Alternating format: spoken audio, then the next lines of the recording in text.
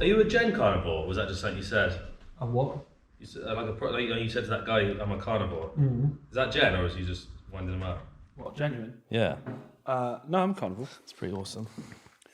I don't know how I would... are you vegan or...? No, I'm nothing. I don't know how I would... Not nothing, I'm nothing. I don't know how I would power this 6'9" You don't eat exclusively meat, do you? body. No, it's not just meat. No, I just meant that. No, I fucking eat meat. There's a big movement of carnivore. Like, that's the thing. Yeah, but Jordan Peterson's... That's his like, I only eat steak and my good. mental well-being has never been better. That's good. And then he ends up in rehab. Do you know, I feel like what's the philosopher, Frederick, the book, Beyond God and Evil? Yeah. I feel like he's one of those people where because he crumbled mentally as well, right? He went crazy. And I think if people are too clever, like their brains like fold in on themselves because obviously... Yeah, because they're surrounded by... Idiots. Yeah, like normal. Like, did you see the Elon Musk, Joe Rogan podcast? Which one? The first one where, any of them. When he gets really. the spliff on? Yeah, and his stock plummeted. I think any of them. Like, when you watch him, I feel sorry for him. I'm like, this guy cannot relate to any other human. He's just like, he's trying to be a normal human. But he's a light bulb in a sea of candles, mate. Yeah, that's what he is. That's exactly. Jonny Collins, thanks for coming in. Thanks for having me. Where should we begin? Like, you know, because would you say you're a fitness guru, a fitness coach? How do you describe yourself? Because I've been trying to, because people have been saying to me, oh, who have you got on the pod today? And I've been trying to sort of, not box you in, but like, I found it difficult to sort of get the right title for what you do. Yeah. I always just say men's coach, right? Because it's the easiest thing. I definitely steer away from the guru word. Yeah. But also, like, lately, I've kind of been veering away from just being a coach and trying to get my hand in more fitness stuff. I opened up a cookie butter company. I don't know if you saw that. Tell me about this. It was the weirdest thing. It came up because I was like, my marketing guy for TBM was like, I want to do some e-commerce. Like, I'm not sure what to do. And I really wanted something for myself. So I kind of convinced him that he should do this high protein, amazing macro split cookie butter. So we spent loads of time and money creating this thing that was meant to be amazing. And it was super, super good. And I was like, yeah, fitness entrepreneur. I've got all these different things. And I had this like steal my membership group. I got my men's coach and I had the cookie butter. But then I realized real quickly, I'm a coach. I am a coach. All I want to do is coaching people. And I actually really recently, in the last few weeks, kind of exited the cookie butter. Even though it was amazing, you can go on the site, you can still buy it, and it's like back-to-back 5-star reviews. Yeah. Everyone's loving it. I still buy it, but I am a coach. That is my passion. That is what I do. Men's coach. I find it so odd. So I've left the cookie butter world behind because this is my true. It was painful, but I'll still eat it, but I will not sell it. Right, interesting. So where do we begin with this? Because I know that would you call yourself a veteran, an ex-serviceman? Where do you go with that? I don't really. I know a lot of people people are like crazy for an identity. People want to be called a certain thing, and people leave the army and they're so fredders with leaving, they call themselves a veteran. But I don't really ever refer to myself in that sense. You know, if I'm talking to a guy on the phone who wants to join the military, I'll be like, yeah, I'm ex-military. I can help you with that, with the fitness side of things. But as far as an identity goes, I'm not big on the whole veteran thing. It's not a central part of my business at all. Right. I was in England for 6 years. It's a long time. Well, for someone that hasn't been in for any years, it might be, but most of my friends that are still in now have done, 15, 16 years. 6 years as far as a life goes is not a super long time. Not a long time. At what age do you think is the right age to duck out of the military? Like, I know that you can progress up the ranks, and I was in Army Cadets for a while, and it's totally not the same thing, but there are parallels to it. Yeah. You see a lot of the higher ranking guys are a lot older. At what age do you think when do people mostly kind of go, all right, I've done my time now, let's do something else? It depends what you want. Looking back, I think I ducked out at the exact right time, right? Like perfect. I was 25, still young enough to start my own business, and not in any sense of the word like institutionalized. You get a lot of guys leaving after 15, 20, well, even 22 years, and then they've got to get this normal job, and it's nails. Like, it's just going from that, being, especially if you reach a high rank, going Yeah. from that and then coming out the civvy street and not really having any. And Yeah, you're used to like saying something and it getting done, and you're used to a certain amount of respect, and you have status within the military, and but you also have the a way you rank. talk to people, Right, is okay, so there's a culture, different. right, yeah. People find it really difficult, but I didn't at all. Like, because when I came out and I immediately worked for myself, and I was ambitious and disciplined, so I kind of found it easy. I obviously had to learn about business and how the world operates outside the military. Yeah. But I didn't have someone younger than me barking orders at me, telling me what to do. I didn't have to kind of manage some sort of civilian job. I just ducked out, did my own thing, so I could learn quickly, basically. Yeah, I like to think that when I see someone who's ex-military, like that, I recognize them. Do you see that if you're walking around the street and you see a guy and you're like, yeah, I reckon you're ex-army or you're ex this? Yeah, but there's two waves to it. Right. Like it's crazy. Like you can see someone. I could meet a guy, and he's just like super switched on, the way he presents himself, the way he talks. Obviously, the language he uses, those are slang terms. But just because he's a good bloke, I'd be like, this guy's definitely served. But then there's another side of that where you can just see someone who is just in a really negative way. Like, I don't know, like he's biffed up, they call it, if you're always injured, so you want to get out of things, and you kind of think that you're entitled to something you're not. You kind of think because of your position you can talk down on people, and you'll be like, oh, this guy's served before. There's two like clear Right. paths. So it's not always, if I say, oh, that guy's definitely served, it doesn't always mean they're a good bloke. I'd say it's like a 50-50 split. Okay, and can you usually tell like who's been a Rupert and who's been like an NCO? Oh, easy. Yeah, Yeah. super easy. That's clear as day. Right. Yeah, it's interesting. I mean, even the short time I spent in the Army Cadets, I feel like the experience I got from that was the Army, but on a much smaller sort of level. But there's still things from that I've taken away that when I talk to people like yourself, it's like, oh, it's the same. It was the same in there as it was in the big thing, because they try and simulate it, don't they, as much as they can without it being too hardcore, because you're sort of teenage kids and stuff. But yeah, it's an interesting.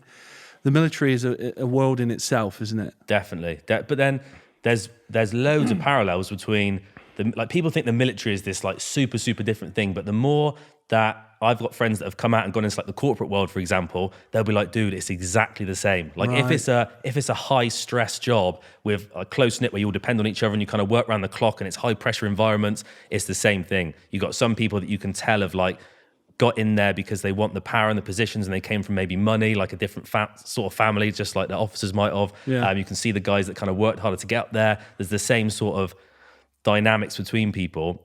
I don't think it's separate to the military. It's literally a high pressure job that takes over your life. Everyone's going to act the same. Yeah. It's human nature at the end of the day, right? Yeah. And when you were in the Army, did you see the guys that were coming out of like Sandhurst and stuff like that? Did you feel like they had to like earn their respect and things like that? Because that's something I've kind of cottoned onto as well, is that, you've got the guys that have been really close, they've been through training together and they've done this and that. And then maybe this guy comes in from an army college and it's like, oh, all of a sudden we have to answer to this guy, but he's not gone through all the stuff that we've gone through and stuff. Have you met people along the way where you've been like, this guy's done, he's done with us, he's over? And have you met other guys where you're like, you know what, he's one of us actually? Yeah, do you know, there's obviously like different types when it comes to officers. So you've got like the one pips, like the second lieutenants, right? And it's a really weird dynamic because they are technically higher rank than any soldier, even up to the point of like warrant officer. Right. But it is known and implied that they haven't got any voice at all. So they're happy to kind of sit back. So every so often, if the right people are around looking at them, they'll speak up and try and get control of the blokes. But it is super known and implied. They have no experience. Like, they're not, even a Tom that's come back from deployment and they've just come out of Sandhurst, they're not going to be barking orders to this guy. They're going to be, almost following his lead in a way, right? But then you've got some guys that have been soldiers all the way up to, I don't know, Lance Jack, full screw, and then decided they want a commission. Yeah. Like, I've got a good friend who did exactly that, and then he was a second lieutenant, but demanded respect because he'd been there, he deployed, he'd done the business, he was a good bloke. So obviously more people are going to listen to him.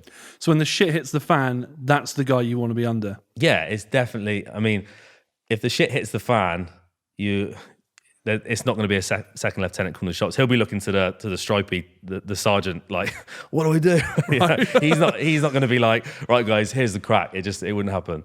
So tell me about, so you leave school, do you go straight into work or do you go straight to the army? What happens? Where's your sort of journey to that world? So I went straight to carpentry college in Trowbridge, and it was a 2-year course. That's where I honestly just, when I was a kid, I just didn't know what I wanted to do. And I didn't really care. I was just like, I'll just do whatever, fall into whatever. I knew I wasn't going to go to university. It just wasn't my thing. I wasn't like an academic. I was pretty switched on, but just not academic. So I went to carpentry college. After a year, I got kicked out of it purely because I could never stay focused on one thing. So my mum got a letter after a year, right, on summer leave saying, Jonny can no longer come back due to the following reasons. And it was like lack of theory work, lack of practical work, behavior, attitude, lateness, just all of the stuff, because I was going there to have a good time, to mess around with friends. Yeah. Put off actually going into the real world. I don't want an adult. Yeah. And then my mum, who was just like Fred about it, and she was like the discipline person. Fun fact, your mum was my PE teacher. Yeah, me too. Yeah, she retired like 3 or 4 years ago. Right. So she was like head of PE, I think. Sorry if she wasn't. So like head of PT, Sorry, like no, Mum. she wasn't. But yeah, I'm pretty sure she was like head of PT at Selwood. She loved it. She was my teacher for a little bit. That was terrible. But yeah, that was her basically being like, what are you going to do with your life now? And me in a panic, like, oh, I'll just join the army. So, but this is interesting. We see these stories quite often with a lot of guys that have been to the military and really taken to it and really had like a transformation, is that they start off a little bit kind of directionless or a little bit, what's the word? You know, there's a lack of discipline, or they're rough around the edges and they're kind of bumbling around a little bit, and then the military comes in, and I mean, it goes two ways, doesn't it? They either go in and then they abscond and they're like, nah, fuck it. No, but they won't go through basic. They won't get to the end of basic.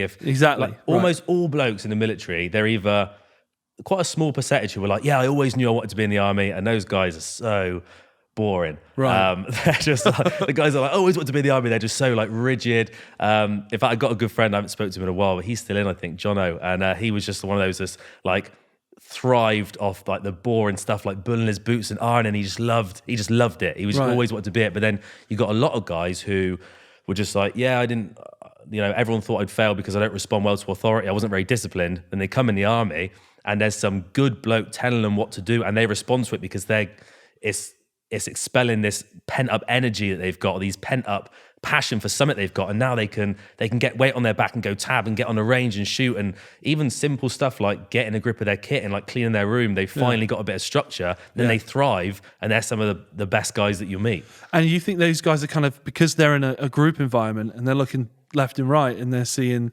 matey's tucking his bed in and sorting out his locker and getting his shoes on the bottom of the, and they're looking around and they're going, all right, okay, I'll do this. Do you think there's an element of like, they get picked up by everyone and they get brought into this thing, so they're not this kind of like lone wolf kind of like, I don't want to say loser, but maybe a bit of a loser in the real world, and now they're in this thing. But also leadership comes into this as well. Really strong leadership can really change someone, turn things around for people, can't they? Yeah, that's why they're so picky about who the instructors are going to be in phase one, like when blokes originally come through. But I think it comes down to not even good men, like generally, I think men in general just like to be part of a group. Yeah. Like they want to be part of a gang, a tribe of some sort. So when they join the army, they don't want to be the guy that stands out for any negative reasons. They don't want to be the guy letting the other guys down. So if they see guys doing something positive, whether it's cleaning, ironing, or just absolutely smashing a run or a tab or battle PT or whatever it is, they want to be the guys that also smash it. They don't want to be the guys that are the slowest, the back of the pack, the guys that have to be picked up on a tab by the jack wagon and driven back into camp. They don't want to be that guy. There's a bit of shame in that, isn't there? Mate, yeah, loads of shame. Like you won't get over that. Or only as fast as the slowest man or something. Exactly that. But then, and it gets super competitive to the point of, and this is why, like the military obviously known for like drinking and being a bit like rowdy and stuff. And I think a big part of it, at least for me, was taking joy in being amazing at all that stuff despite damaging yourself. Right. Like I'd thrive about being front of the pack for a run, and then when everyone else is walking back to the block, them seeing me smoking, and I'd want them to think, oh shit, like Johnny he does it all. Yeah, Johnny can, and like just smashing a run or a tab, and everyone's hanging out, and I'd be like, oh, I wish I didn't have those 8 pints last night. Like you want to show like, oh, I can do this stuff, and still like starting at a bottom level. Still, it's a weird mindset, but.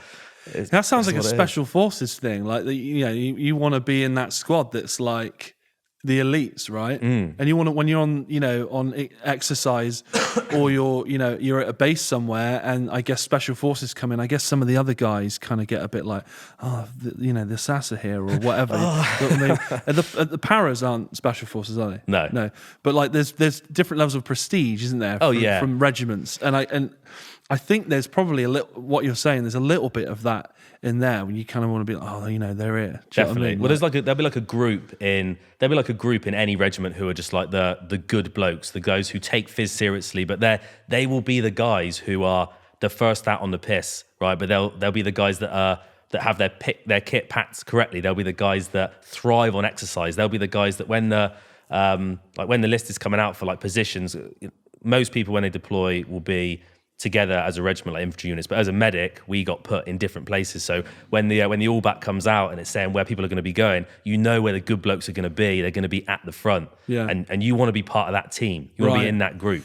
That's the other thing as well. As people say, you heard about these things in like World War II and stuff like that. Is that you go, if I'm going to go out and fight and be in a fucking war zone, I want to be with the best. So there's that. That's that mentality. It's a rare mind. Like the army genuinely is a good place for lazy people. It sounds crazy, but it's a good place for lazy. Okay, it really is, because once you can get your head down and grizz through basic training, but then you can make it real easy for yourself, like really easy for yourself. You can, like, they call it a biff chit, right? If you go and you've got an injury or an illness, you can just be signed off for anything. You can sign yourself off for just about anything. You can go to the med center and say to a doctor, this hurts, and not have to do any tabbing, not have to do any running. You can say, I've got a bad back because of this. And you see, I would say there's probably no difference between the percentage of obese people in the army and the real world. It really is a similar split. Really? Yeah. I always think that the army is full of people that are in great shape, fantastic shape all the time.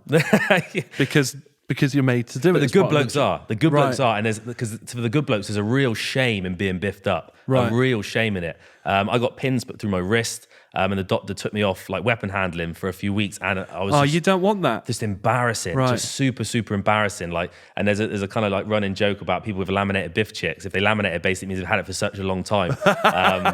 and it's like the shame that you feel is just, you don't want to see the blokes in the morning packing their Bergens up, getting some weight there, and heading out for a tab, and you're just.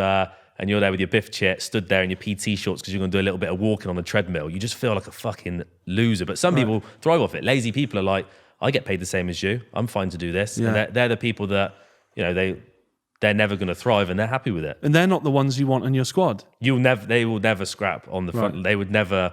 I mean, they wouldn't be able to because they have the biff chit, so they wouldn't be allowed to. But it's not a case of like, oh shit, what if I get sent to war? You can put yourself in a very cushy position pretty easily, I'd say. Right.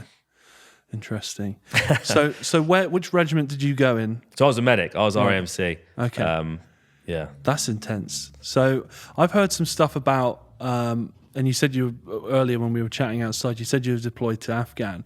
I heard some stuff about like intensive medical care rapidly accelerates in its sophistication during times of war because it's used out on the field, and then it trickles down throughout society into sort of like paramedics. I heard there's some sort of, you'll probably tell me what it is. Someone gets shot in the arm, let's say, or has a wound on the arm, and you wrap it around, it inflates, cuts what's that called? Well, there's the cat tourniquet that they didn't inflate. It might nowadays. Maybe I'm thinking of a blood pressure pump thing, but it's one of these things. And they apparently it was developed because the Marine guys had such massive arms that they had to change it up for the modern battlefield and the modern soldier and the training of modern war. We usually get stuff around 10 years after America. If you want to see what the British Army are going to have in 10 years, look what the Americans have got now. And they're that far ahead? Yeah, it's just their budget, that's all it is. But they have like cat tourniquets, which are just essentially like big black straps that you just twist, Right. Until it tightens. So so tell me what's in. So you're out in the so you're out in Afghan. You're on patrol. It's the real deal. You're all strapped up, ready to go. What are you carrying? What's in your gear as a medic? I'll start with the super boring stuff, Yeah, right? do it. I want to know it all. I want to know everything. Well, everyone will be different, right? Because if you're out on the front line, you're probably on your own in terms of like, you are the medic in charge of that multiple, you're the guy. Yeah. So you can pack your kit however you want, and you're probably going to change it a lot depending on where you're going. If you're doing long patrols, you're probably going to make sure you got a lot of fluids in, because guys are going to go down. It's boring stuff, but just like not looking after their admin and getting heat exhaustion and stuff like that. But as far as the boring stuff goes, you're going to have stuff for DMV. You're going to make sure you've got some primary healthcare stuff, because guys are going to get DMV. What's all that? the fucking diarrhea and vomiting Okay. all the time. Just because it's so gopping out there, right? Just because the Afghan people are going to share. I love this like vernacular you've got. It's just like, right, what's gopping? It's just disgusting. hot and awful. Right, just okay. disgusting. Like it's like every patrol base you go to that's got a bit more established is going to have a separate DMV toilet, because it's the thing that just takes men down. Right? DMV is so contagious. You think you've got these important ops to run. Yeah. One guy gets DMV, everyone can get DMV.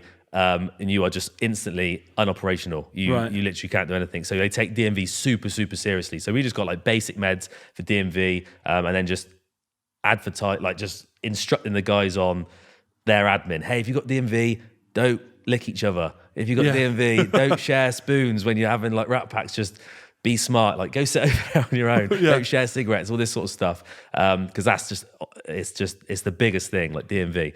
But other than that, you're gonna have fluids. and cannulas, just stuff. So if like for traumatic injuries, quite often you're gonna end up cannulating someone and getting some fluids in them. What's a cannulator?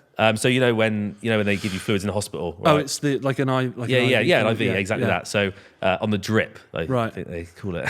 On the drip. So you get fluids in. You always have a few bags of fluids. You don't have to take loads, because most of the time when you casevac someone, whether it's Pedro or Mert, they will give you some kit back. You'll call it in. They'll take the casualty away. They'll land, take the casualty away, and just throw you a bag of like some basic stuff. Yeah. And then inside that will just be what you would take anyway. So cat tourniquets, which you would take a few extra, but every guy's got them on him anyway, right? For self-aid. If someone's on their own and they get shot, they need to be able to self-care, so they'll get their tourniquet and apply it themselves. And that was what I was going to go into. So you're the medic. You're the medic for the platoon, but I'm guessing everyone has had training, because if you step on an IED or you catch a round or something, then or you're incapacitated in some way, they have to look after each other and themselves. That's why you train them. Yeah, you'll train them. So every soldier's got basic training. Yeah. To be honest, they've got training basically what we have training in. We can just do it at a better level. Right. Like that's really it. I mean, a lot of medics, they go real deep, and there's some guys that are super passionate about medicine that are amazing. I had a guy with me, Rob King, absolutely amazing bloke, who's ex-infanteer regular. Now he was a paramedic in Civvy Street, so he was a reservist medic. Perfect guy to have with you. So me and him had 2 multiples with Queen's Company on the ground, and he was just brilliant, like passionate about medicine. But me, I was more passionate about soldiering, so I was just making sure I was super good on the life-saving stuff on the ground. Yeah, that was what I wanted to be good at. That was where my passion was. So you'll train the guys up. If you've got a spare 10 minutes, you might be like, "Hey guys, do a quick bit of medicine, quick bit of medic training, and just run through some stuff. Like, what's the first thing you're going to check here? What you're going to check here? How you're going to find a wound here? What you're going to do?" Really simple stuff, and they'll all be super switched on.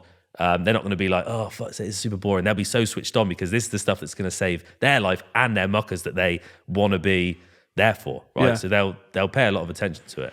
And so is your job kind of like, sometimes you do the rounds of people and you go, "Hey, show me what you got, what you packing here," and they go, "I've got this and that," and you go, "You're missing this, here you go, have this." Do you have to go around and make sure everyone's supplied up? How much sort of micromanagement, I guess, does it take within the platoon to like keep everyone in check? Is that your responsibility? Is that their personal responsibility? It's definitely it's their personal responsibility, to the point that they like they would take that seriously. Like, soldiers love tinkering with their kit. They love like having kit. Like they'll be showing off. I keep my stuff here. I got this here. I got my link here. I got my med pouch here. Yeah. Like it's.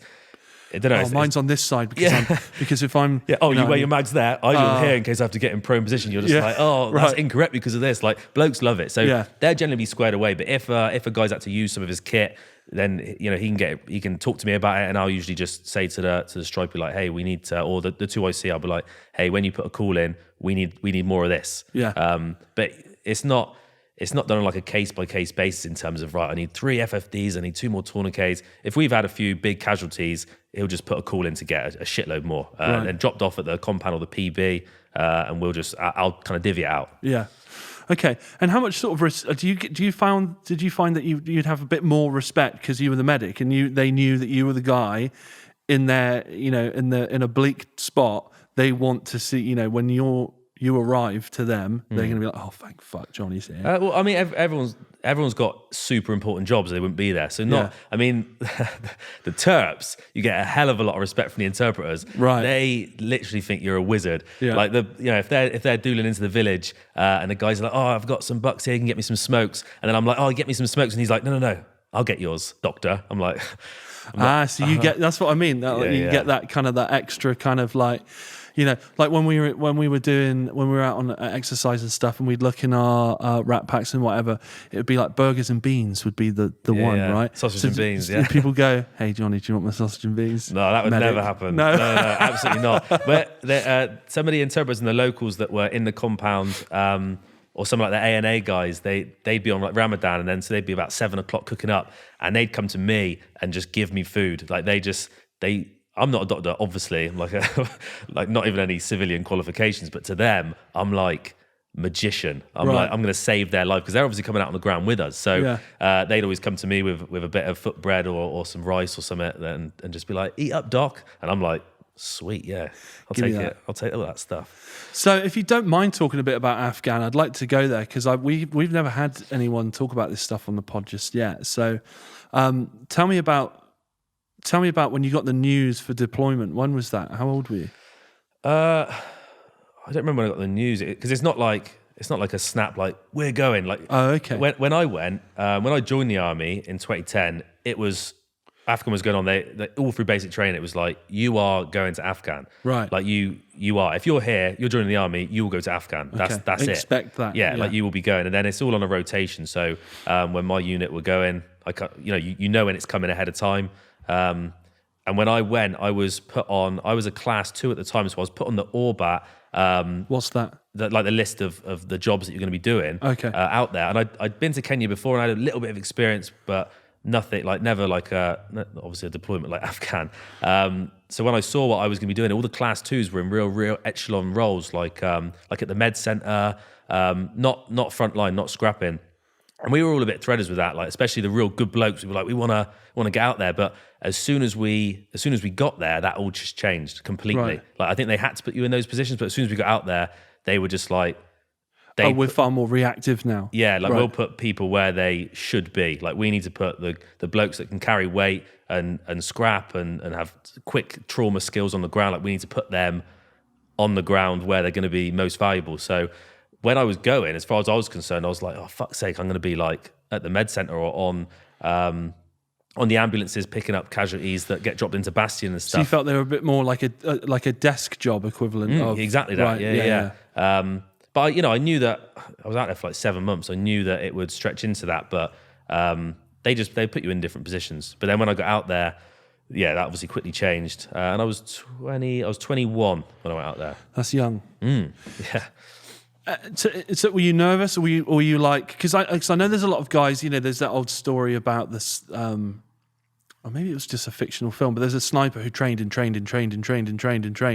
thousands of rounds downrange every week. It was an extension of his arm and everything. All these cliches. Cool. And he gets out. Oh, maybe it was Jarhead. And he gets out there. And he's like ready. He's like, okay, this is what I've trained for. Let's do it. Let's put this into action. And then there's no, I'm sorry to use the word action, but he didn't have to use his training at all. And there's a moment where he's almost looking for any excuse to You know, It Have a wasn't pop. like that at all, really. Just because I was on Herrick 16, and it was an aggressive Herrick. We were spearheading, right? So Right. we were doing like draw and destroy ops where we were like going out to get contacted. so what is the overall mission while you're there? Like, what were the operations you found yourself in? Because I'm not really that familiar with a lot of the kind of the combat out there. It's mainly to take ground, Right. to take ground, to take back like Taliban strongholds. That was from like my position. That's like the main things we were doing, right? Trying to get ground back, get villages that were in Taliban control, and just overrun them. Which is why you saw so much when we pulled out. They just said, "Oh, the Taliban just took it all back," and it kind Right. of seemed pointless. But that was what our How goal did you was. feel about that? Because you've been there, you've seen it, and a lot of us are watching it on the news via a very mainstream media recollection of what's going on out there. And you've been there, you've seen it.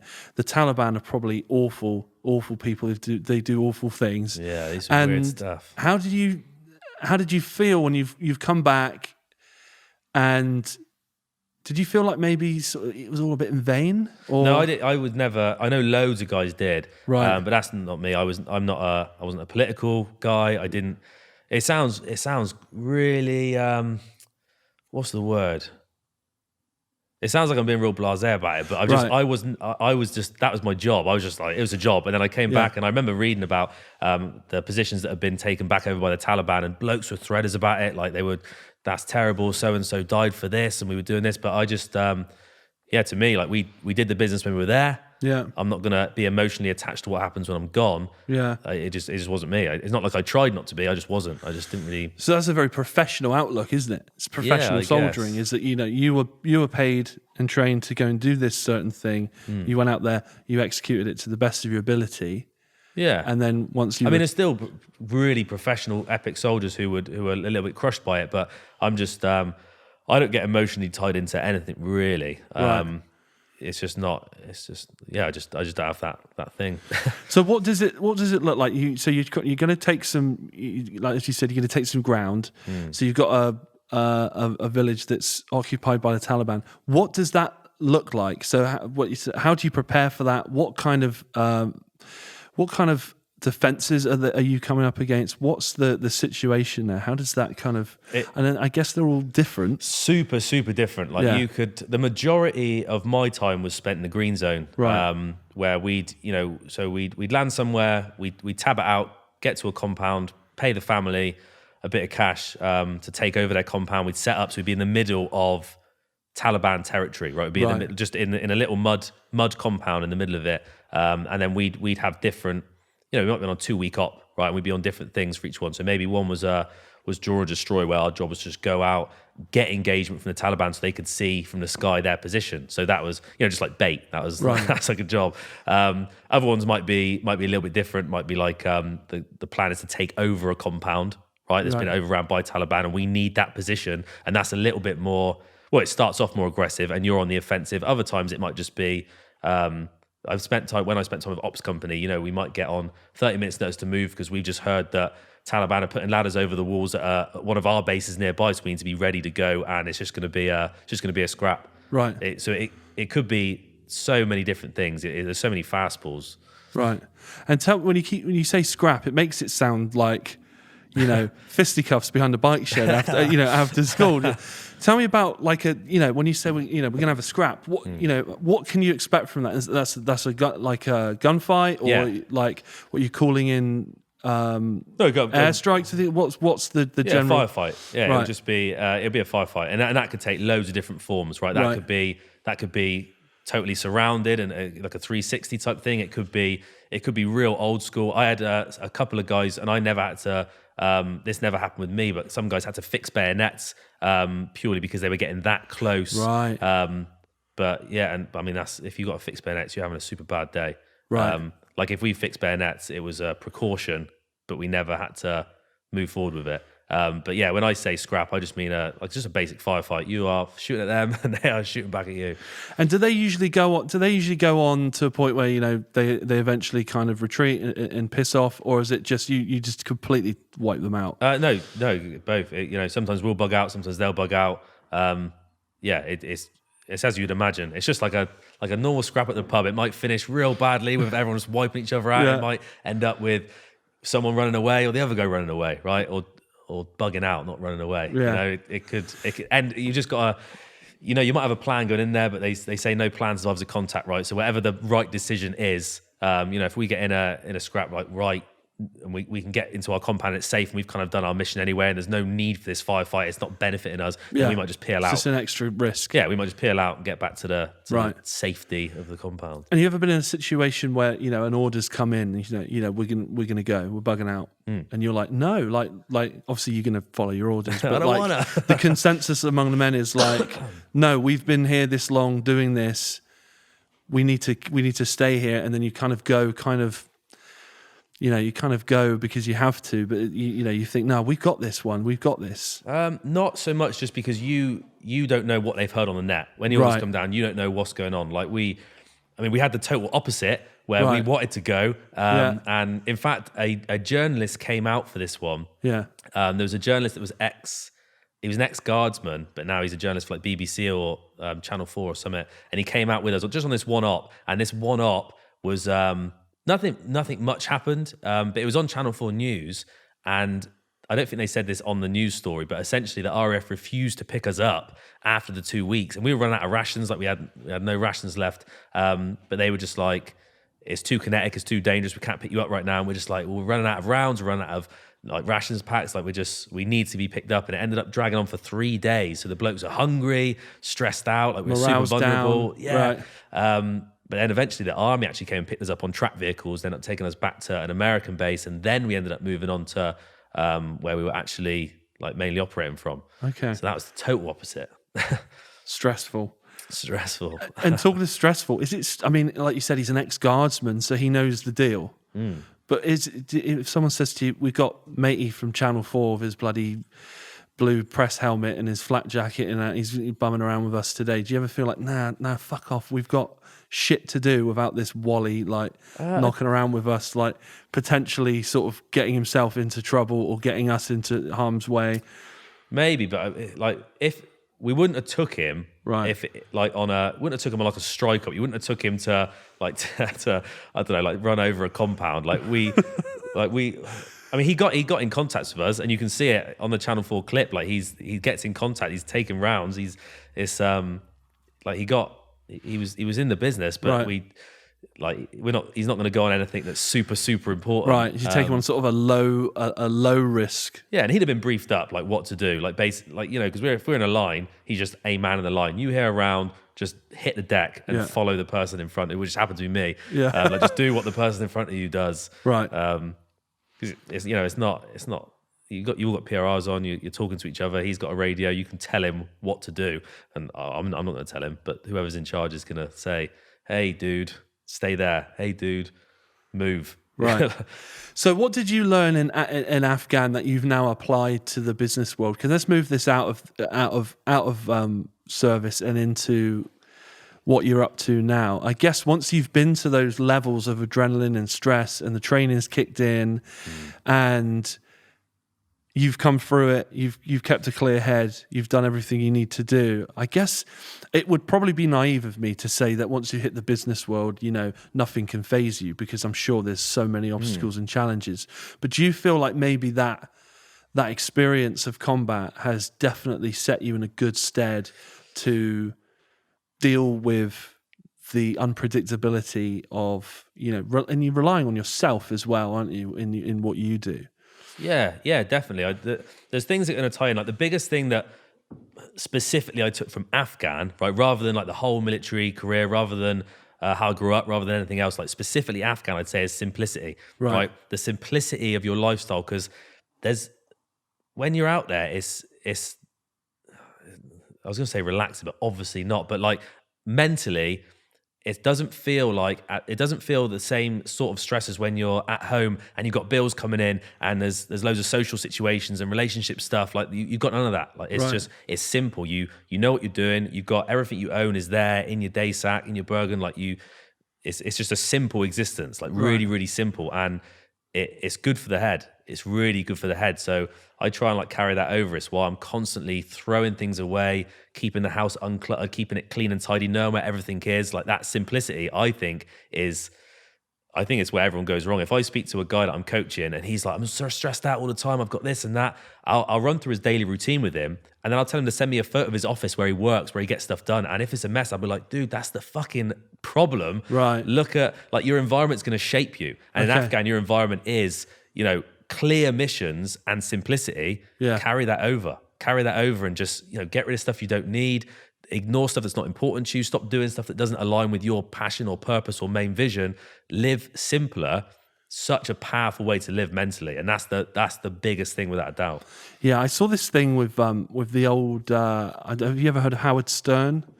Rings a bell. He was like a radio shock jock thing, and I saw this thing on YouTube, and he was taking people around his office spaces, and he was chastising one of his employees. He's like, "Look at all this crap you've got in your office space." He's like, "Look at it, throw some of it out." He's like, "Throw it out. Why have you got this?" He's like, "Coke cans, old this, that. Why is it in here?" And this is a guy who's got like OCD and he's been in therapy for 20 years. And he was like, I throw stuff out. He's like, I find it empowering now to throw stuff out. He's like, the first couple of things you go, oh, I don't really want to throw that out.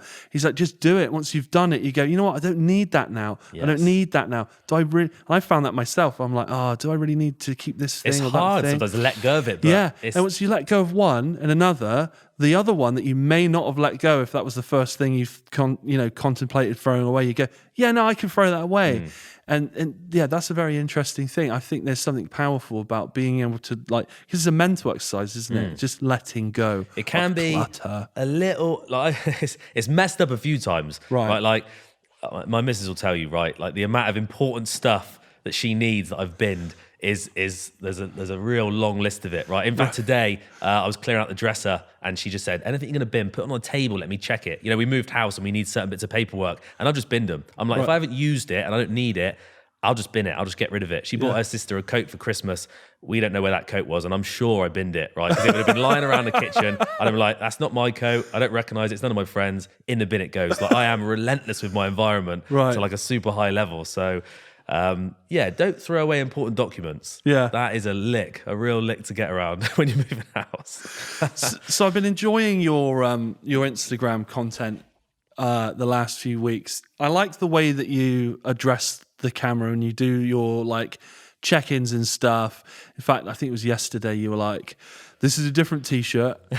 Yesterday I had no sleeves, today I got sleeves on. Like, how important is that stuff to you? Like presentability and husbandry to a degree, and just keeping on top of your shit as a man. Key is like I refer to it as admin, right? Admin just across the board. So, and I've done it in my Steel Mind Inner Circle. I do a live, and I was talking about the importance of like admin, looking after yourself. And I turned around and ran my finger along underneath and on top of the bookshelf behind me, just to show my finger to the camera. I was like, that's how in control you need to be. And it wasn't prearranged. It was just about an hour into a live. I was just talking about it. Yeah. And I just think that's key, because although we don't want to judge people by their cover, why not? You chose to look like that. So obviously that says something about you. Yeah. So if I see a guy who's well groomed, who like if I see a guy and he's stinking, I'm like, this guy doesn't take care of himself. Maybe he was late. Maybe he woke up late and didn't have time to shower. That's bad admin. He's not a guy that's in control of his situation. Right. So I think that stuff's super, super important.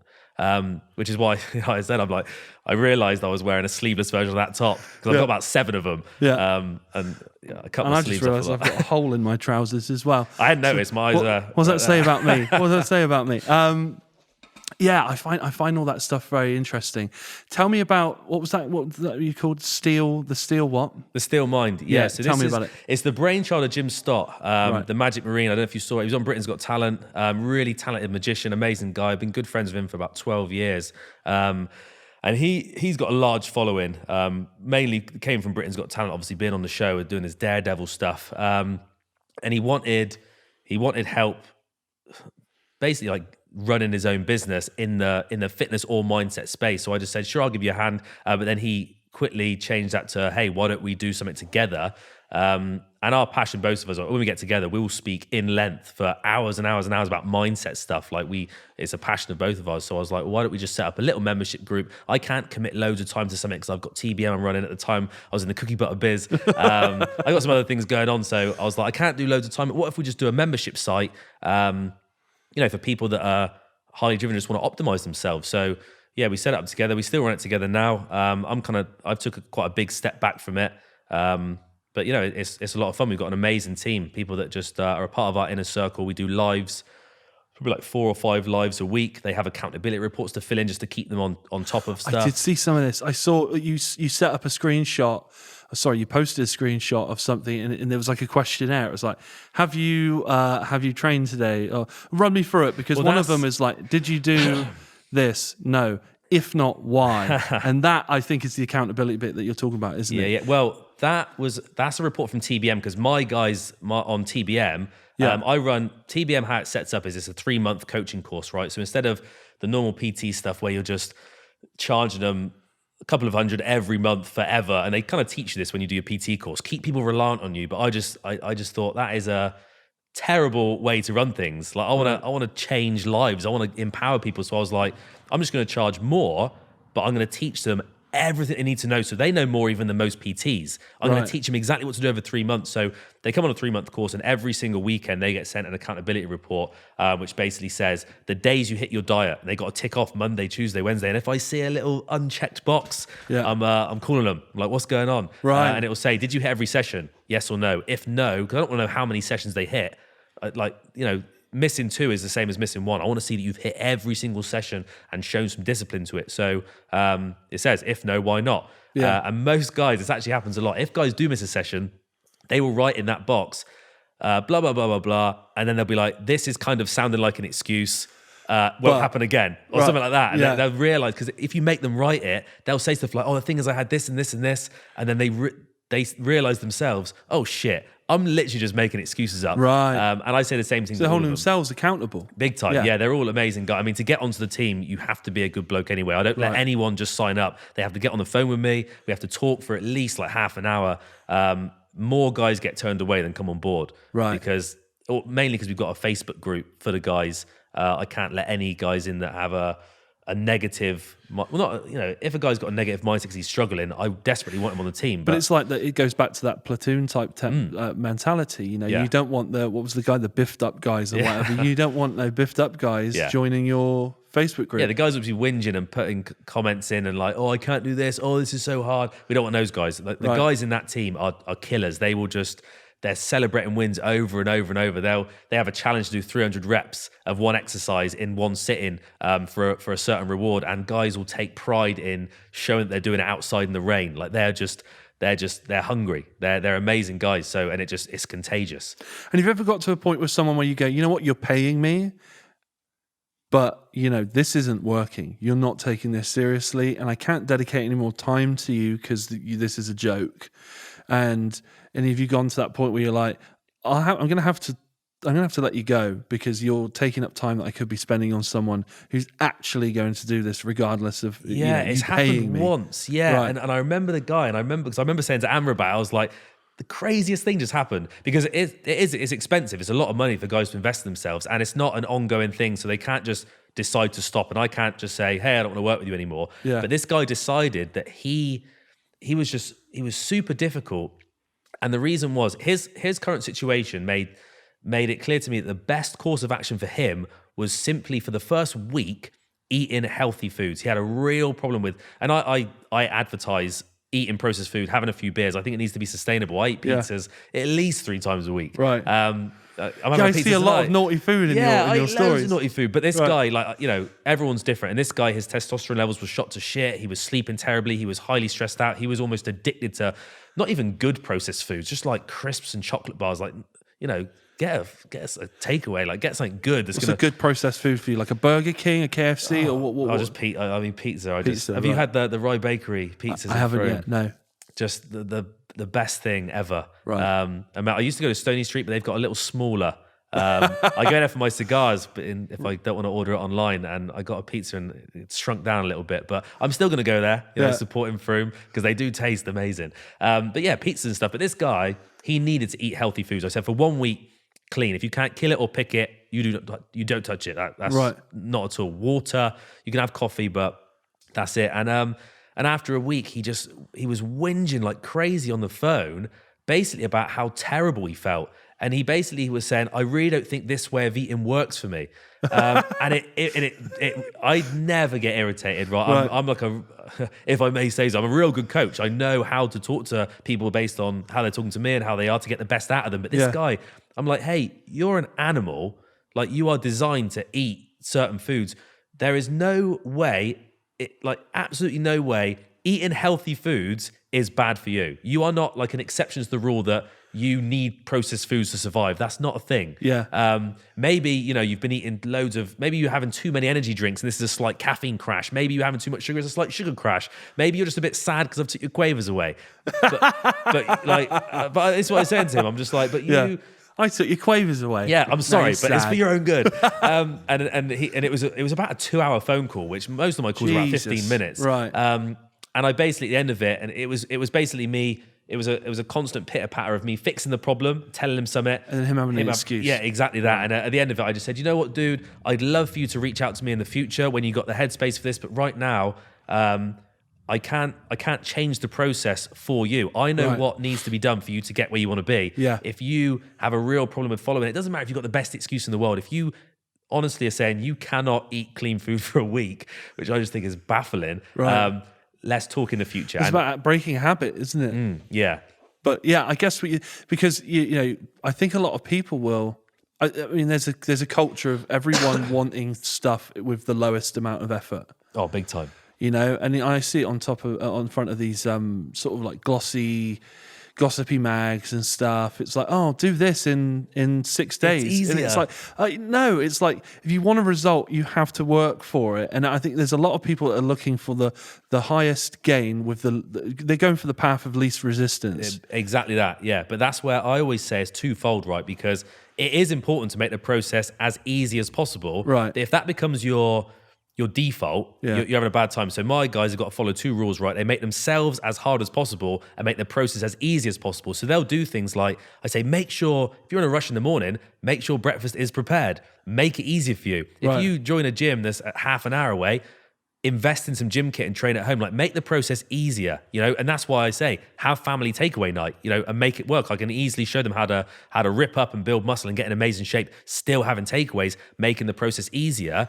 But that's not all we do. We also spend a ridiculous amount of time, I say like 70-80% of the time, making them harder, doing discipline reward challenges over and over. We constantly make them do tough stuff. They have to do, cold showers. We have a little challenge of bland food days where they do 2 days of eating terrible, terrible foods, healthy, but just boring, no flavor. They can't even sprinkle fucking salt on it. But then they get an amazing reward. They get a huge epic reward out of it. And it makes you crave sacrifice and challenge. And when you're put in a position where the process is easy for you because you love the training, you're in a place where the diet, you found it a way to make it work for you, and your nails, because you're more disciplined and driven and you're focused and you're this optimal male, you can't really fail. Yeah. Like, you can't fall off. I'm imagining that group chat right now is like people posting pictures of their horrible, bland lunch, and then someone else is dropping in theirs. And theirs, oh yeah, well, you think this is bad. Mine's blander. Look at this, just porridge. You know what I mean? It's they're all at different levels because they all join at different times because it's a 12-week course, and guys are getting on board all the time. So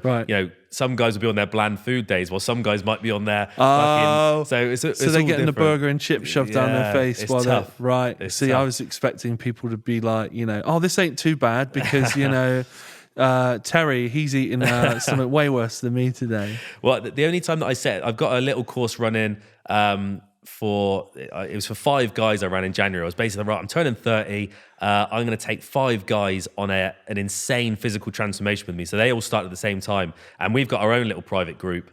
And most of those guys are ex-clients anyway. They're ex-clients that did amazing on the UPC 12 weeks. So they then thought, transformation. What's UPC? Ultimate Physique Coaching. So that's the 3-month flagship program. Right. They came onto the year one, and we all do things at the same. So I might set a challenge, right? Guys, all 5 of us, this week we're gonna we're going to do, I don't know, be something crazy. Like we're going to wake up at this time, 4 a.m, cold shower, bland food. I want you to read this book, like this specific chapter of this book. Then I want you to go do this and this and this. And it'll be like a terrible day. And the following day, we're all going to have what I call a king day, where we eat like absolute kings. It's clean eating, but it's like, steaks, seafood, cauliflower cheese, loads of water. You're going to sunbathe, get some vitamin D. You're going to have amazing sex. You're going to, just have like the best day ever. That's just good for your primal like soul, right? And the guys just feel amazing. Like there's nothing like sacrificing for a day, having a king day, and then those guys dominate the week. They're the weeks that they're going to get a pay rise at work or meet the woman of their dreams, right? That's the key player. So there's two or three things I want to ask you that just springing in my head, and I'm not sure how to go with it. One is that it's probably more of an observation, is that if you're going to coach someone, they have to meet you somewhere, don't they? They have to meet you somewhere. Absolutely. And they have to be ready for it. I don't babysit. And the other thing was, I've lost it now. It's gone. It will come. Where were we with that? Where was I with that? Sacrifice, reward, king day. Feeling amazing, running forward. You must have a lot of clients from very different backgrounds. Hugely. Because you said dominate the week. So what are they dominating? They get told real early on to pick what's important to them, right? So they'll dominate everything. I've got an amazing guy, Roger, who's training up now to be a prison guard. Dominating the week for him means nailing his macros in his training, obviously, nailing his morning routine, which we build out together. We build out a morning routine that forces guys to be in an amazing prime state for the day. So to him, that meant going into the course and being the best guy on that course so that he's going to finish it with the best mark, and he's going to show that when he applies for the job. Tell me about these primal states. In terms of being heightened and tell me, because you've mentioned testosterone and stuff, and I had a lecturer when I was in college. I had a lecturer that would say to me like, "Oh yeah, I'm always a little hungry when I've got stuff to do. I never overeat because he wants his brain to kick into that sort of hunter-gatherer mode, that fasted state. Yeah, he wants his brain to just be, because he goes, I'm sharper. I've got a little more energy when I'm running on a bit of empty, and I just kind of get more things done. That guy, your lecturer, is so rare, right? Because everyone has these things that put them in a heightened state, but no one notices them. People just say, hey, today was amazing. Yeah. Cool. Go to bed, wake up, act reactively again, and just do whatever the day throws at them. Yeah. Whereas the people like your lecturer who thought, shit, when I don't eat, I'm actually really sharp. He then uses that as a tool. People could do that all the time. And that's what I teach the guys, to be super aware of when they have an amazing day, they dissect the previous 24 hours. What did I do? Because I did it on myself, and that's where the morning routine comes from. The first thing I noticed, and it's so well known now, gratitude forces you to operate at a higher frequency. Most people will practice whinging. Most people will practice going on Facebook and trying to get some attention by saying, oh, I had the worst drive to work. Oh, this has happened. Practicing being negative. Energy vampires. Oh, mate, big time, yeah. So I get the guys, the first thing they do in the morning is like practicing gratitude. Practice being grateful. Like you can have the worst day in the world. If you're in this country, if you've got a phone with Wi-Fi, you can definitely be grateful for a hell of a lot of stuff. Yeah. And that practice is huge because your brain is very malleable in the morning. So what we want to do for the guys to dominate their day and their week and their year and their entire lives, you want to catch it in the morning when your brain is malleable, instead of switching on the news and being like, shit, COVID, the sad. Shit. Which, it's the news. It's not a reflection of the world. It's some exciting stories that they want to tell you for views, right? Yeah. What you do instead is wake up, neck a pint of water, practice gratitude. Huge, absolute game changer. That's the first thing you've put in your brain. You'll carry that over.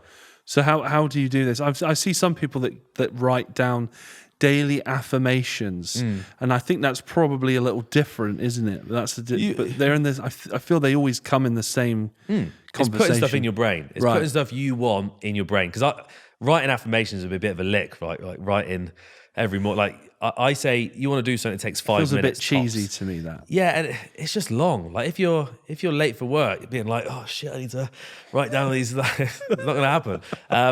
But I really think like doing like gratitude, it doesn't really matter how you do it. You can write down 3 things you're grateful for. You can go stand outside and think about 3 things you're grateful for. You can do things you're grateful for. If you're grateful that you got food in the fridge, go and eat some of that fucking food in the fridge, right? Just fill yourself with gratitude. However you do it, you can just shut your eyes and picture it. You can do whatever you fucking want. So what were your? I mean, it was this morning, and you were probably not fully awake. But what were your 3 this morning? Can you I was remember? fully awake this morning. Someone No, asked. I was awake. Someone asked me on the questions I did on Instagram the other day, like, Right. what time do you get up, or what time do you think people should get up? And I said, it doesn't fucking matter. That's just a number. It's irrelevant. It's what people like to gob off about online. I got up at 4. I got up at 5. What's Jocko important- Willink with his yeah, watch. with his stopwatch. Yeah. What's important is that you leap out of bed, right? As Right. soon as that eyelid goes open, you jump out of bed, excited about the day. That's what matters. Doesn't matter if it's 4 or fucking 10. Just get excited. So yeah, I opened that eye. I was pumped up, and I can't remember what they are. I repeat myself a lot. It's almost always the health of Amber and my family, right? That's always a big one, just because, like everyone, like you've lost people to illness and stuff. So the fact that we're all like healthy and here, Yeah. absolutely amazing. I think this morning I was grateful for the weather. I'm pretty sure that was one. Grateful for the sun, and I was grateful. I saw 2 of my really good friends yesterday, one of which I hadn't seen in a while, and I said I was very grateful to see them. So it's always along those lines. Sometimes it might be I'm grateful that I got bangers and mash for dinner. It could be anything. Be grateful that the Anything position that I'm brings in. you a little bit of joy. Yeah, and I think as long as you truly feel grateful for it, you don't Yeah. just filling up space. Like I write or I think what I am actually grateful for, and a lot of the time it's always centered around like my relationship and family and friends, or my business. I feel hugely lucky. Hugely lucky for my business. Like that's the source of loads of my happiness. That I'm just like my own boss. I give real value to the world. I'm doing something that I love doing. So that's always a real big one. I heard a quote earlier, which I thought I'd tell you about, when you said you were grateful for the health of your family and yourself. I read this. When did I read this? I read this like this afternoon. Somewhere on Instagram popped up. Yeah. And it was that if you don't make time now for health, make time later for illness. Nice. And I was like, like a oh. Dalai Lama one. Or something. Yeah. Yeah, nice. I was like, oh, no, that like, and a lot of the time with these sort of like inspirational quotes or these sort of mantras and stuff, I just think, oh God, all right, whatever. Do you know what I mean? Because I see a lot of people sharing this crap. that Don't do it. And they're sharing it because it's the path of least resistance. They think, oh, if I share it, maybe I'll do it. Yeah. And there's a lot Sounds of people, good. yeah, oh yeah, people think I do this, or oh, I want to do this, so I'm going to put this up, and they never do it. And I see a lot of people who will tell you they think they're movers and shakers, and they think they're doing stuff, and they tell you about the thing before they do it, because they get everyone to go, oh, that's amazing, what a great idea, you should do that, I can't wait for it. Big they time. get all the gratification, they get all the dopamine hits from The from attention, it, the attention the they attention crave. of it, and they never do it. Definitely. And Mate, it's the biggest thing on social media, right? Like everyone wants attention. That is, Yeah. that's what it's there for. You Yeah. want attention, you want more likes and follows. But there's really only a few ways to get attention. That's to do something incredible, Yeah. or to say you're going to do something incredible, or to act the victim, act very hard done by. Yeah. Right. And that is very easy. Most of the stuff you'll see on like Facebook will be people talking about how tough they've got it. Yeah. Most of the stuff you see on Instagram is people showing the best parts of their life and the things that they're gonna do, and inspirational quotes, because it's very easy. Yeah. But you don't see a lot of real achievement, real grind. And I really try Because that takes place off of that. yeah. You know, if I say I'm going to do something, I'm not telling you I'm going to do it unless I'm damn sure I'm going to do it. But also And that you're gonna some- do the work, Yeah, and some things I'm not going to tell you about until it's done and it's out there. and you can say And then here it is, I've done it. You Big know, time. I know so many people that they want all the praise, all the glory up front, yeah. and then nothing comes of it because Big time. and it's just it's ridiculous. It's like you get these ultra competitive people, and you think they'd be the people that just kill it over and over. Yeah. But the funny thing is, they'll say they're going to do something, but they'll never want to show the effort that goes into it, because if they just say, oh, I didn't do that, they can just say, yeah, I didn't do that because I didn't want to do it anymore. And that's like an easy get out of jail free card. Whereas if they show that they're actually working hard at it, instantly it's like, if I fail, they know that I tried, which hurts, which is horrible for a competitive person. So that's why people don't like showing the effort they're putting into it. They'd rather just say, I'm going to do this. And then if they fail, they'll say, I chinned it off, I didn't want to do it. But to show the work, to say like, I'm going to hit this weight, I'm going to be able to bench this much, and then show yourself slaving away in the gym trying to get there, and then get in there, you can say, I put the work in, I showed you, and I did it, which is it's rare, but it makes it more special. Who do you look up to? Who are the guys that you look to? Because you have a lot of guys that look to you. with your group chats and your training, your coaching. They're looking at you for cues. They're looking at you to model their behavior. They're looking at you to dissect what makes you, what gives you that edge that they're feeding from or being educated by. Who gives you that edge? Because you're human like anyone else, and you set challenges for people. And, you must do the same. You got to lead by example, right? I do them because I know they're useful for those guys. You have to be accountable to all those people then. And I guess that is what gets you to the end of those things, right? Big time. But who do you look at? Like, I look at The Rock and I think, I know he's the stereotype. Yeah. Or the cliche. He's not a stereotype at all. I know he's the cliche guy for your hardest work in the room, sweat equity, respect you earn or whatever it is, who do you look at when you go, okay, yeah, you're feeding me something here? There's loads of different guys in different areas, but if I had to pick one guy who I just think he, like, as a real, like, role model, amazing, it would easily be Alex Hormozi. He runs Gym Launch in I think in Texas, and he's one of the most fascinating guys ever. And I actually model a load of my thought patterns on him. He's absolutely incredible. He's in amazing shape. He's a genetic freak. Right. But in what way? Some people can just look at a barbell and pack on more muscle, right? But he's still got that work ethic. He openly admits it. I'm a genetic freak, but he works his ass off.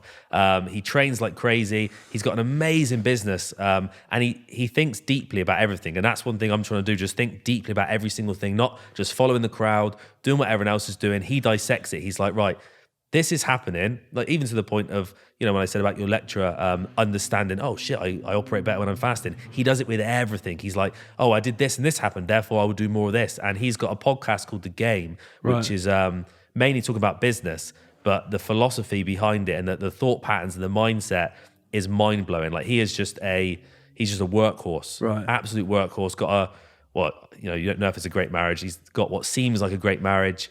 He's in great shape. He's got an amazing business. I think they did like 112 million last year, and it's their 4th year of business. Wow. Just absolutely incredible. So he's probably the one guy that I'd look to as an all round amazing role model type guy. But there's loads of difference for David Goggins for being a savage. He's a savage. Yeah, different guys for different things. My dad for like his standards around standards in general about how you operate and how you control yourself. There's my friends. I got an amazing group of friends who are genuinely like pretty inspiring in their different areas. So definitely surrounded by some cool dudes. I like to surround myself by people who are doing things and spend time with people who are doing things. Yeah. Because I do find that holds you accountable to yourself in a way. It's not so obvious. It's not like the thought process isn't obvious, but it's just that, again, it's probably like that platoon thing. You see everyone around you doing stuff, doing bits. Yeah. And you want to, I don't want to get left behind. My friend Rich says something. I don't know where he heard it or read it, but he was like, apparently if your 6 closest people to you are millionaires, you will be a millionaire within like 5 years. It was something crazy like that. Right. And then there's obviously loads of these cheesy Instagram quotes like, show me your friends, I'll show you your future, that Dan Pena one. But it's true. Like, who you surround yourself with has a huge impact. That's why it's so important to pick your partner well. It's so important to pick your business partner well. It's so important to not surround yourself with people who drain you, because you'll get that a lot with like childhood friends who you'll be sat with and you'll just think, oh, wow, you are damaging to my mindset. Even to the point where I say my plans for the business, I'm like, I'm going to do this. And they'll be like, oh, but what about this? And you just think, bin that off. Yeah. And you have to realize this is that, if when you win, we all win, right? So if we're in a 6 lads in the pub, we might all be doing a different thing, but the success of each person is important. Big time. Yeah. You want everyone to win. Yeah, you want everyone to dominate their game. What I've noticed, like, the more positive I get my mindset, I notice that I am just desperate for everyone around me to win to like a high level, to the point where I got 2 friends at the moment that are leaving the army and they want to start a consulting business of sorts. So I'm just desperate to help them. I'm just like, do this. I'm telling exactly all the shortcuts to be successful quicker, telling them all the mistakes I made that really fucked me up. I'm desperate to help them. And like my close friends that want to get in shape, that are like, oh, can I buy a plan? I'll do it maybe next month on payday. I'm like, no, dude, here, have it. I want you to do this. Like, I desperately want everyone around me to win. And that's actually rarer than, it's pretty rare. Like, it's pretty crazy to see when I look at other friendship groups and I'm like, you're telling me about your friend's achievement, but you sound very bitter. It's very strange. They need to me. to do some introspection and do better Yeah. themselves, right? Yeah. But there will be. I feel that there's a very thin line between being on the bottom rungs of the ladder, where the people are trying to pull you back down so that you're not leaving them behind, and then there's the other bit when you've got the guys at the top that are going, come on up, because we're up here, we're winning, and it's real good. In fact, Alex Hormozy says it. He's like, everyone's so competitive in business. He says, me and the other 5 guys, multi-millionaires at the top of our game, if we find something that works in marketing, I'm calling them and telling them, I'm like, hey, by the way, we did this and it worked. Like, you're sharing things.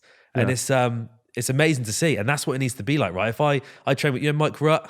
I know Mike Rutt. Yeah. I train with him, and we are strength-wise, we're super equal. Right. So one of us might get an edge one week, and the other's getting an edge the other week. But the funny thing is when one of us gets an edge, the other one is desperate for the other one to catch up and be like, if Mike pulls 210 on a deadlift, which he did, and I couldn't do that, and Mike was just desperate. He was like, come on, if you do this, you can try. And then within 2 weeks, I was pulling it, and he got me there. And he was super pumped when I did it. Not like, oh shit, like now he's on my level. Like, he was just excited about it. Like, you just gotta surround yourself with people who want you to win.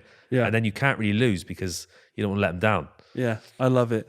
And going back to that guy that you said was a genetic freak, there's the other, and I've tried to quote this a few times recently, and I can't quite get the quote right, but the essence of it is, that talent fails where like hard work succeeds. And I think it's because, you can have these, and a lot of these people are that sort of double bill of being insanely talented or naturally talented, and they put the work in. Because you get a lot of people who they're born gifted at something and so they just think that it's always going to be that way, and then they don't really get as far as they could. And the guy that's really, really hungry but doesn't necessarily, or isn't born with the affinity for playing the drums, let's say, puts the work in, the hours in, and they're the ones that succeed and get there. Big time. Yeah, I've met so many guys I've met guys that are genetic freaks and guys that are in way better shape than them because they outwork them. Yeah. If a guy that's a genetic freak did the same had the same work ethic, then they would overtake them. But no one does. If you just say, right, you know what, I'm just going to work as hard as I possibly can, you're going to do better than, everyone else out there is naturally gifted, because it's so rare to work your ass off. Yeah. It's a really, really rare, especially rare to work smart. I mean, a lot of people will work what they perceive as being hard, but working smart and doing the right thing over and over and over and again daily is the rarest thing I've ever seen. Like the guys my clients that are like life-changing, mind-blown, completely new lives, they just did the same thing every day instead of 6 days a week. That's the only difference. They did it every single day, and that compounding is terrifying. Like super, like it's like a superpower. It's crazy. Yeah, I love the analogy of while everyone's out at the pub getting pissed up, someone is at home working on it. Yeah, and I try to do that. But like you said, balance is important, and I like the fact that within your social media stuff, you do celebrate the fact that you're out having a drink or you're having a takeaway and stuff. And there is a balance, but there has definitely been many, many times in my life in the last few years where I would rather be here on a Friday night doing this as we are. Than down the pub wasting my money and not doing anything, not achieving anything. Because you have a lot of bullshit conversations in the pub as well. Well, it's projection as well. You want to. It's how do you want to feel tomorrow? Like you want to wake up hungover, or do you want to feel fresh? It's an easy decision. Yeah. Do you want to? If you focus on being better every day, it doesn't really leave any time. And obviously that doesn't mean you're gonna have more money on being in better shape, but in every area. Yeah. Like I'm not doing any work after this. When I leave and go home, I won't do work because I'm like, I need to be better tomorrow. I'll be like, well, I want my relationship to be even stronger tomorrow. So I'll tell you what I'm gonna do. In fact, I've got a friend coming around, but Amber's still there. We'll all watch a film. We're gonna watch Yesterday. We're gonna get pizza. It's gonna be an amazing Yesterday night. About the Beatles stuff. Yeah, it's a great one. It's not like the most incredible film I've ever seen, but it's a fun, good film. I am obsessed with watching it. It was whenever it came out, I was hammered. It was to Mike actually, Mike and Lauren, and me and Amber we get together and have our little movie nights. And I'm like, let's watch Yesterday. And they just, I think it's because I wanted to so badly, they wouldn't watch it, and I just laid it down. I'm like, tonight we are watching Yesterday. Right. it's happening. Yesterday is great. Then also check out the Springsteen biopic one about the kid growing up in Luton. Okay. I can't remember the name of it now. I'll tell you it after. Yeah. But it's amazing. It's kind of, they're very similar vibes actually. It's kind of like told through the music of an artist. But that's an inspiring story as well. But yeah, no, fantastic. I think we've come to the end of it. Is there anything else you wanna like plug and say, or anything else you want to cover? We're going to leave links and everything in the description. Yeah, leave links. I mean, I got nothing to sell anyone. I'd say grab some cookie butter, but but no, just jump over to if you are looking to optimize yourself. My biggest advice is to not wait. A lot of people wait. I get a lot of guys that jump on a call with me and say, "Oh, I saw you last year, and it's just got worse and worse and worse." If there's even an inkling in your head that you think, you know what, I think I'm ready to just become a killer, a dominator, right? I'm ready to take life to the next level and get in the best shape of my life, become mentally the 2.0 version of myself. Doesn't have to be me. Just do something. Do something like today, not tomorrow. Do something now. Buy a book, buy some gym kit, jump onto truebrawnmovement.com and look at the loads of free resources we've got that are going to help you get there. And if it's the right step, then I guess I'll speak to you on the phone.